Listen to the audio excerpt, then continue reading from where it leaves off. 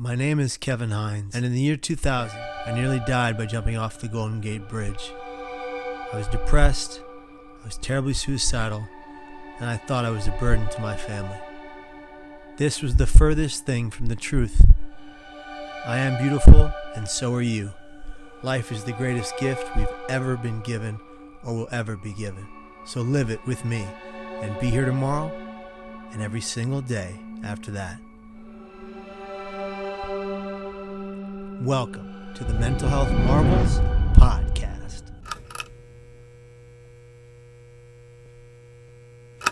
Logan asked me that. He goes, after we closed the deal for the first fight, he goes, we were in the car, I remember, and he goes, did you ever think you were going to be a boxing manager? And I said, no, not boxing, but I always thought sports.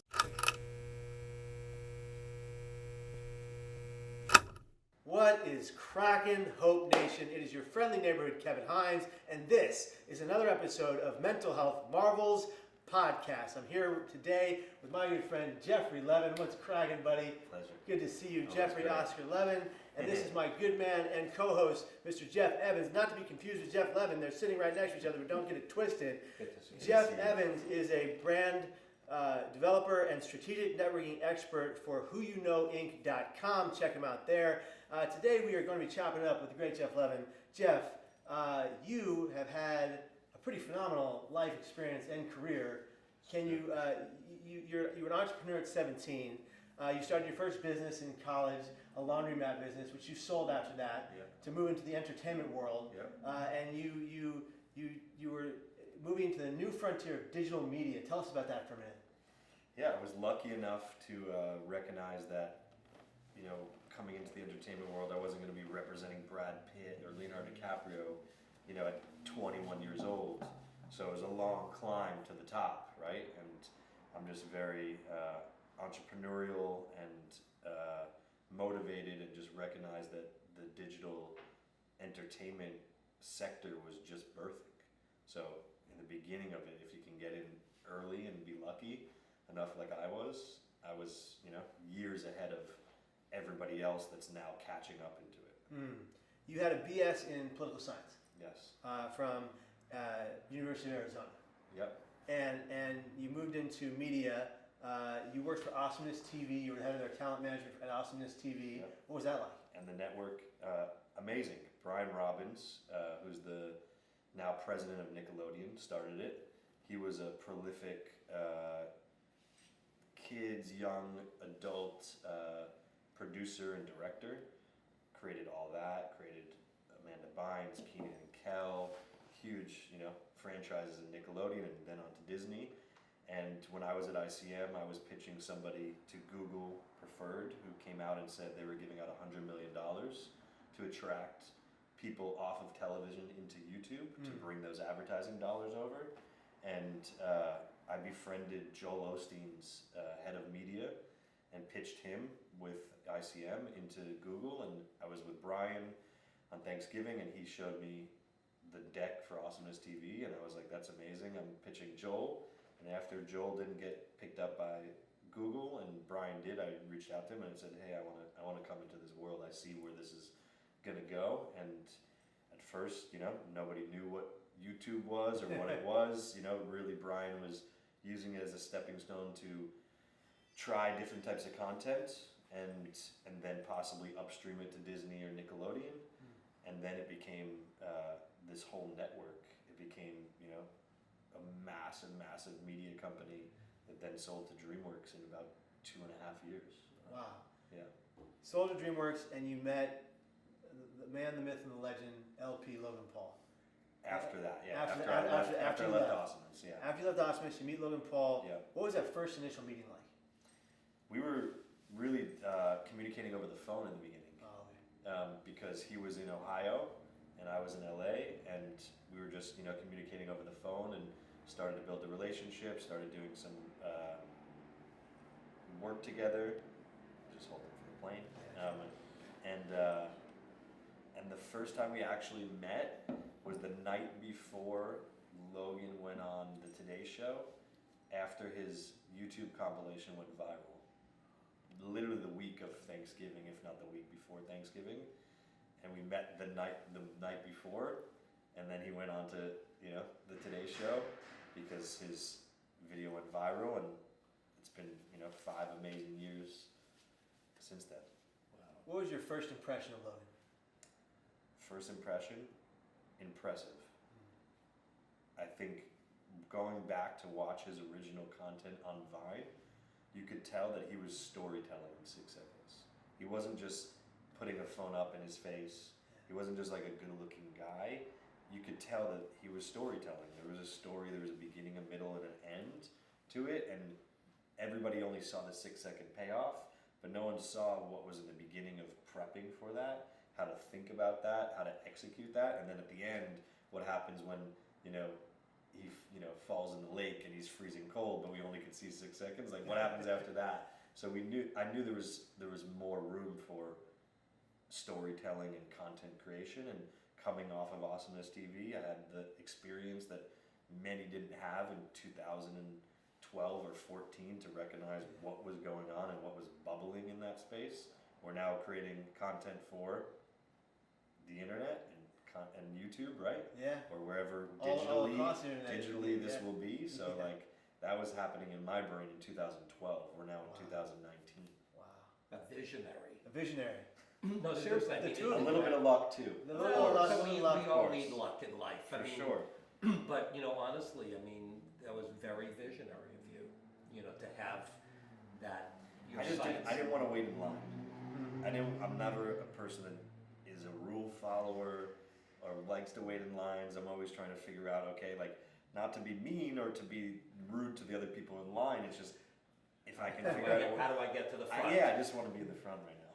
Good for you. But I'm interested though. Back in 2012, I mean, what was it that you saw, or what was it that you felt? Happening? I found a video of this kid. I don't know how I came across it. I think the story of Bieber had already been happening, right? And Bieber was found on YouTube, right? By Scooter, and then blows up to be the biggest star in the world. That somebody sent me a video of this little kid that had a rap song.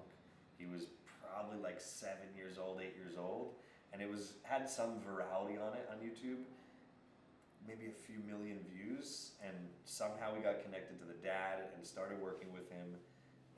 Me and Brian Robbins' nephew, who I started my laundry and dry cleaning delivery service business with, who, you know, really Cooper Wilson, you know, and his family helped me get into the entertainment industry. His mom's a huge casting director for Disney, so Brian's sister, so they were all in the entertainment world. And I started working with him, and people were liking, there was traction, we were meeting with Disney and Nickelodeon, and it was like, okay, well, these people are budding off of this. I don't think that I can, like I said, represent these huge stars. What could I tell them as a story to try to take them away from their Sure. manager or their agent or whatever it may be? So that's kind of what started bubbling it and recognized, and then went into, you know, Brian saying I'm starting Awesomeness TV, and you know. Did you have a gut feeling though back in 2012 when you got involved in this that this was going to be a huge future? Did you feel it? I didn't know what it would be, but I knew the feeling was this is the right way to go. The gut was like, this is what I need to do. I'm not going to sit here again in line.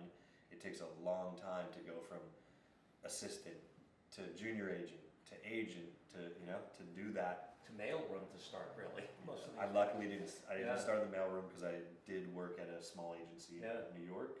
To then jump to ICM, so they put me on a desk right away. Wow. But yeah, just happy that it happened. We need to Very rub his elbow. For On life. the top of his head. Or- It's true. No, that's an amazing story, seriously. You know, what's interesting, you know, based on your career, you know, working, you know, with a high profile individual, how do you maintain such a private life? Because, you know, as we shared with you, you know, there's not a lot of info out there about you, which You're in like the entertainment I business. feel like you're a clandestine Yeah. individual. Like, I said we had to reach out to the CIA to get info on you. I don't think that's true, but I've always put, you know, the talent I've worked with, really mainly Logan, in front. I've never really, tried to steal the spotlight, and do that. I think it's been an advantage because I can focus on just building that business and that brand. And I think it also becomes a hindrance now as I know how big, media and publicity is for attracting business. So I've slowly, something like this, maybe I would have not done it a while ago, but slowly have recognized, hey, I'm interested in doing it. I don't think I will be ever consider myself, that's the full focus. But as you build a brand, you need to be, out there and slowly in the right places and the right stuff. I never thought, that was something that I needed to do. And hey, let me focus on this. Hey, let me take advantage of this opportunity, of what's happening and tell the, how I was involved. Right. I've been, kind of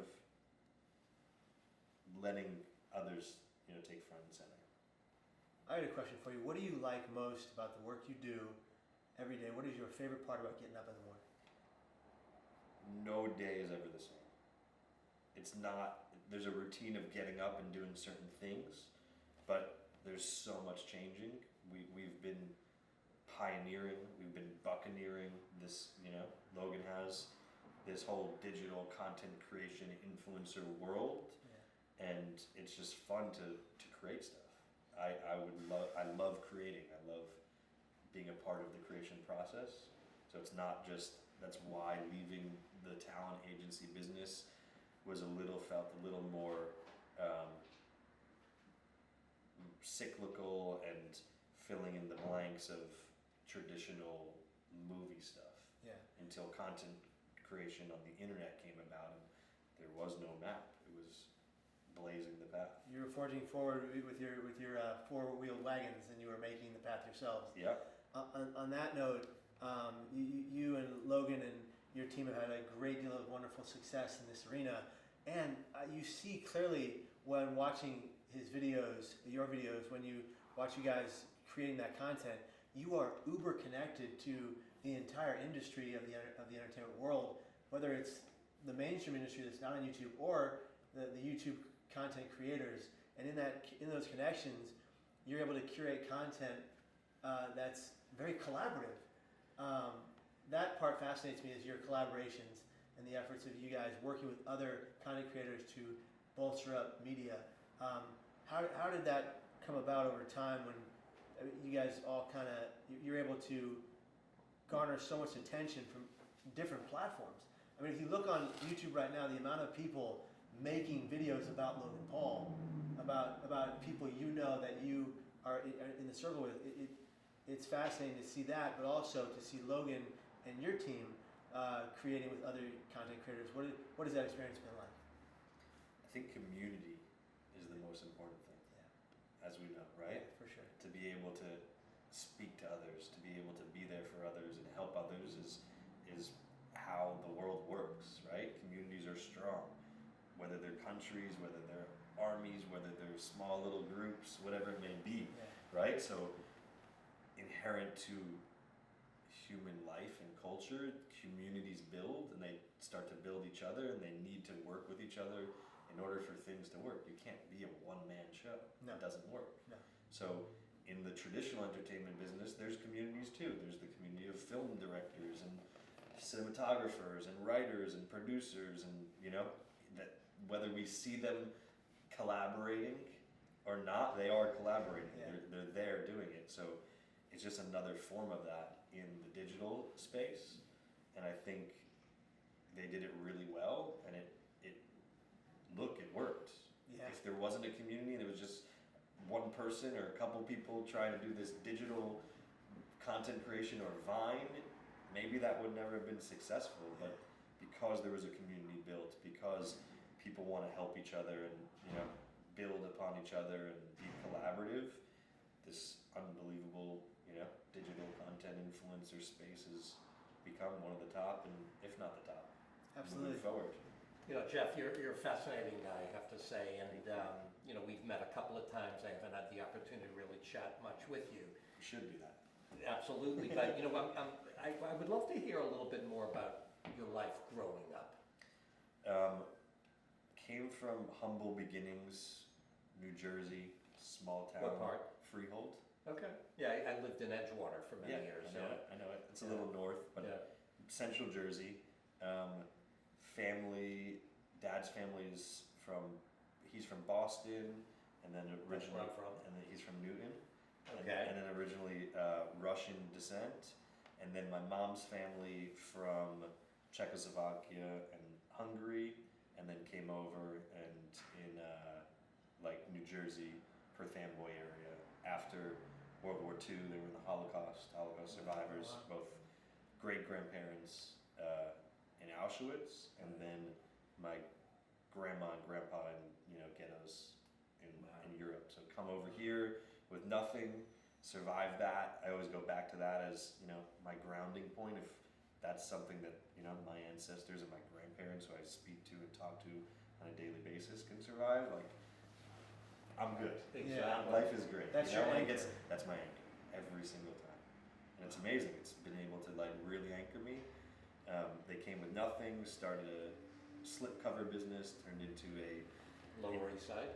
no, in Perth Amboy. Oh, okay. And then moved to East Brunswick and interior decorating and manufacturing of contemporary furniture for 60 years. So entrepreneurial family. From a young age, I was living that. And in high school, after school, I would go to the store and work, and then build up. So that's kind of where I get my entrepreneurial spirit from. And I was going to ask you too, how did you wind up attending University of Arizona? My brother, 4 years before me, went to University of Madison, Wisconsin. Okay. I visited him every single year and loved that. And he said, whatever you do, go to a warm school.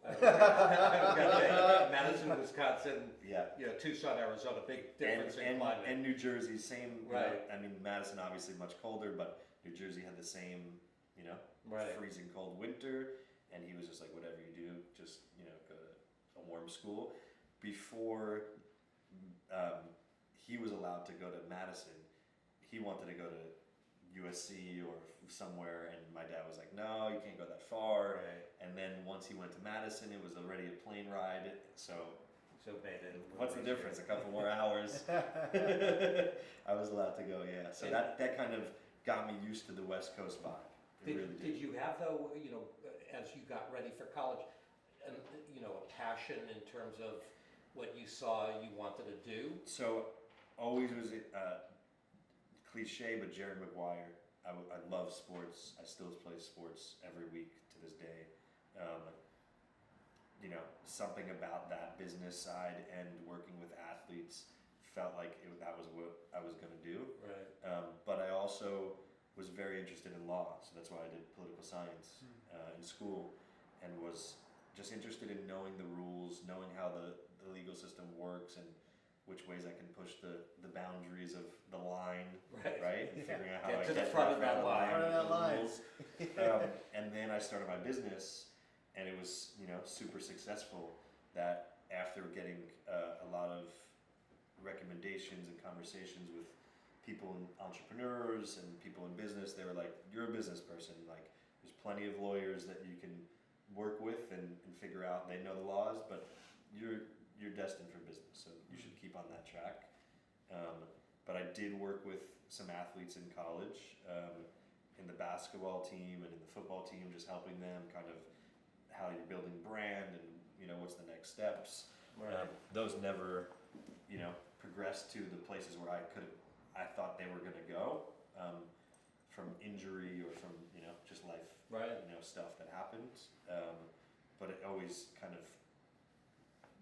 was something that was in me, management, sports, and look, we just I just had a professional boxer in I was just gonna the say, Staples Center, so Yeah. Logan asked me that. He goes, We're after, athletes. he goes, after we closed the deal for the first fight, he goes, we were in the car, I remember, and he goes, did you ever think you were going to be a boxing manager? And I said, no, not boxing, but I always thought sports, like Jerry Maguire was, what I wanted to do. You manage the biggest boxer in the history of the internet right now, so Fact. you that's a fact. You did it. And love it. I And was you love bit by that Oh. this weekend, and Are you ready for more? ready for more. Want to pursue sports, representation. I think Logan's interested in doing that as well. As you know, Wow. we've worked with other people that are talents that we've been able to propel and give distribution to, like Why Don't We, in the music space, right? And they're doing amazing and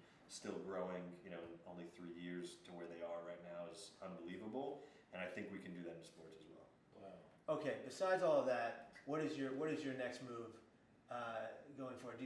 That's one of the That's next one of moves. the big I think ones? so. I think we've been discussing a possibility of trying to find the next group of talent, right? It's always been in entertainment where the top has always, or some of the top has always taken a liking to bringing in other talents that they can work with or that they can help to get to the next level like them.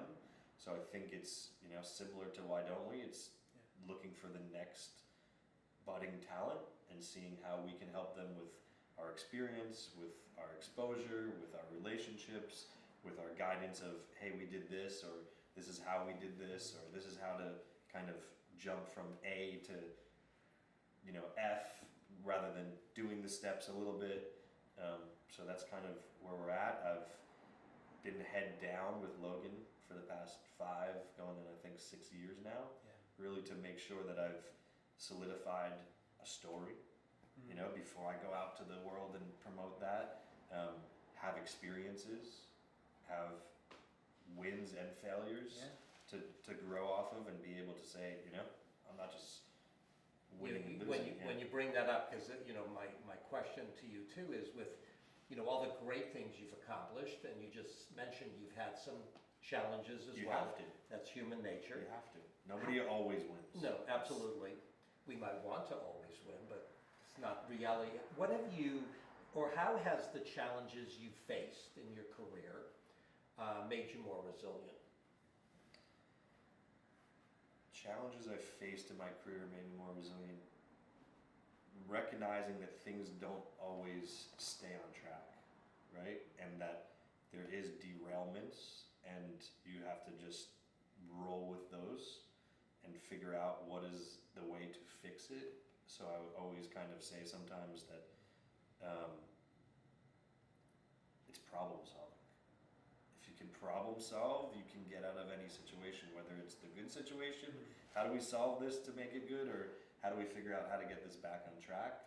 It's continuing problem solving. It goes back to like what, drives me every day and why I do it is you get to solve problems and create new things. It's not just, oh, here it is, I'm back on the wheel again today. I'm back on the wheel again today. And I think that the world is waking up to that. I think that people are more connected through communication, through the internet, through just digital content. The fact that we can have these cameras that are shooting us.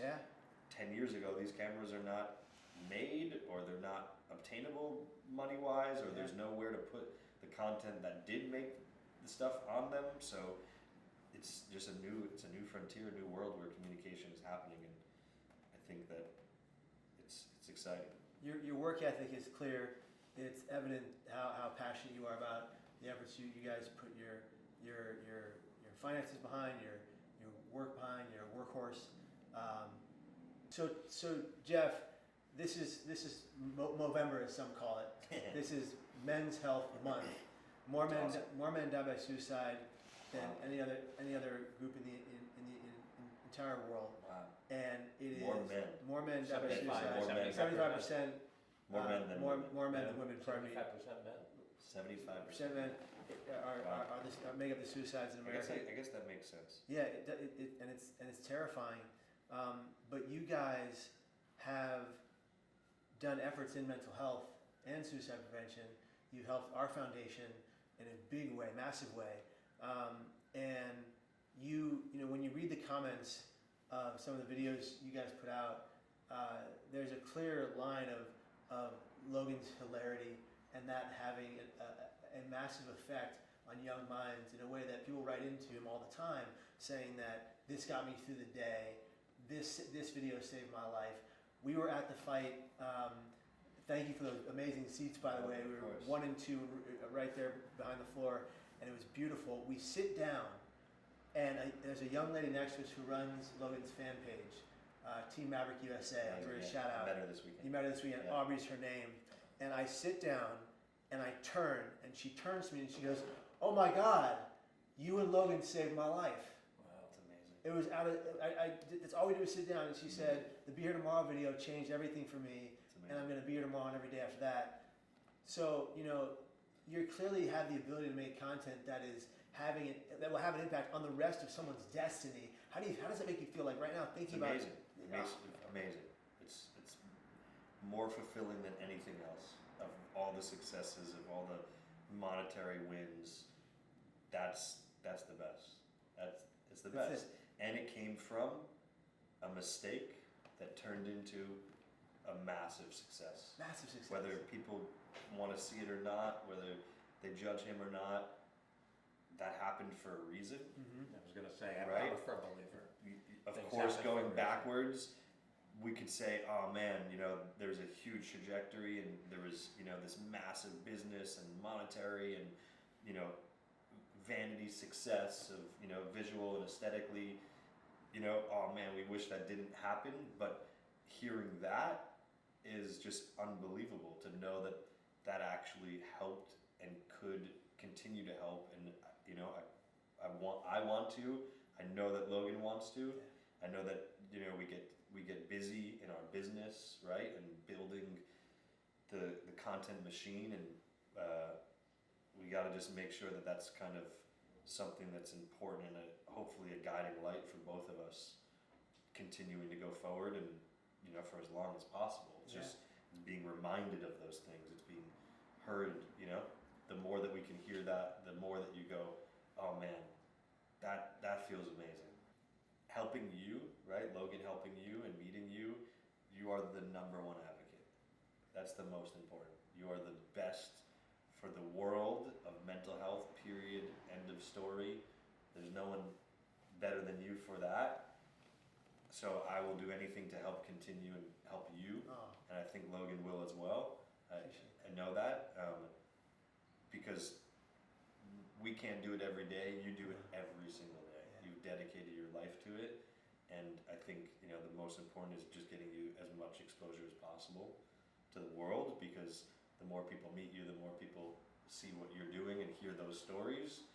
It's undeniable that somebody can turn you down, like us discussing what we discussed on the way up. Yeah. If they heard that story or they actually felt that story truthfully, they wouldn't be able to say, "Oh, it's not right now." Right? Yeah, man. Right? I hear you. Otherwise, you're a bad person, and I don't think those people are bad people. No, they're not. You know what I mean?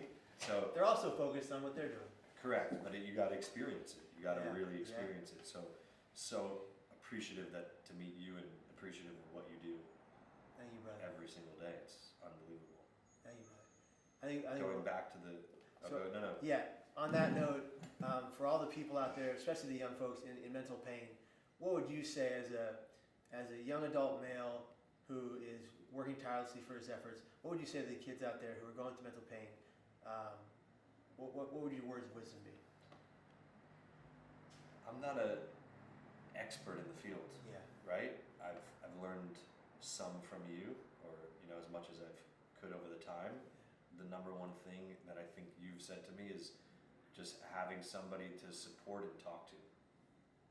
It's not okay to not talk about it. Mm-hmm. It's okay to talk about it. You have to talk about it, right? Yeah. Isn't that what you've A taught me? pain shared is a pain halved. It's the number one, and I think it's going inward, and I've been doing it more lately for myself, even for my mental health. Yeah. As much as I'm not in a bad place, but I get to places where, you know, stuff is frustrating, stuff is, you know, tough, right? Really tough. We all go through Life it. becomes tough, and for whatever instance, right, that you're going through.